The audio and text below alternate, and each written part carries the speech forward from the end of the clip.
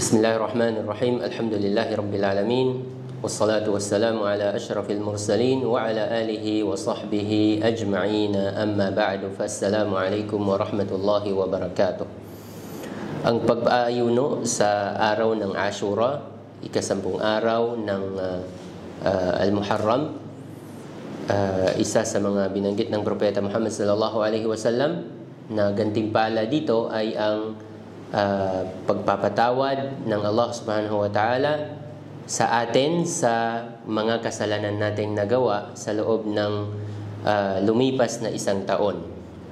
So kabilang sa mga sunna na inaipahayag ni Propeta Muhammad sallallahu alaihi wasallam na pamamaraan ng pag-aayuno dito ay ang mag-ayuno ng Ashura kasama ng a day before o a day after. Ibig sabihin, mag-ayuno tayo ng 9 and 10 o kung nakaligtaan, maaring 10 and 11. Yan yung mga araw na kumbaga maaari nating sabihin na the best para sa atin ayon sa sunan ni Propeta Muhammad sallallahu alaihi wasallam na tayo'y magsagawa ng pag-aayuno. Sabi niya, la in ishtu ila qabilin la asumanna at-tasi'.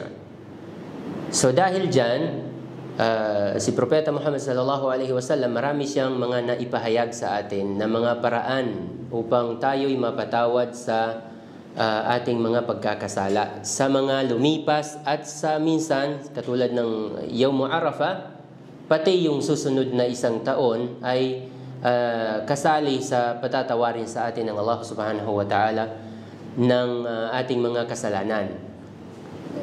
At ang lahat niyan ay nangangahulugan lamang na ang Propeta Muhammad sallallahu alaihi wasallam at ang Islam, ang Allah subhanahu wa ta'ala mismo, gusto niya na kapag tayo ay bumalik sa Kanya, tayo ay dalisay, malinis mula sa mga kasalanan. Marami ang mga binanggit si Propeta Muhammad sallallahu alaihi wasallam, katulad ng sabi niya, pagitan ng dalawang sala, kapag tayo nagsala ng 5 beses sa loob ng isang araw, pagitan ng dalawang Jumu'ah, dalawang Friday, pag tayo nagsala, yung pagitan niyan na mga kasalanan na ating nagagawa, pinapatawad din sa atin. Pagitan ng dalawang Umrah, pagitan ng dalawang Ramadan, lahat niyan at ang iba pa. Lahat niyan ay sinabi ng Propeta Muhammad sallallahu alaihi wasallam na tayo'y patatawarin sa ating mga nagagawang mga kasalanan. Ngunit may isang kondisyon, sabi niya, idza jutunibatil kaba'ir. Kapag tayo sa mga oras na yan, sa mga pagitan ng mga pagsasagawa natin ng mga pagsambang iyan, ay umiiwas tayo na tayo'y makakomit ng kahit na anong uri ng mga malalaking kasalanan.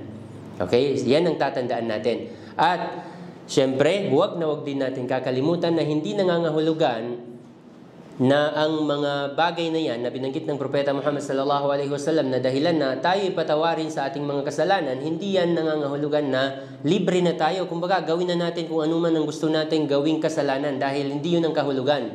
Ang tinutukoy doon ay magpatuloy tayo sa ating pagsasagawa ng mga kabutihan dahil inuulit ko, ang Allah subhanahu wa ta'ala gusto niya na tayo ay kapag bumalik na sa Kanya ay dalisay tayo mula sa ating mga kasalanan.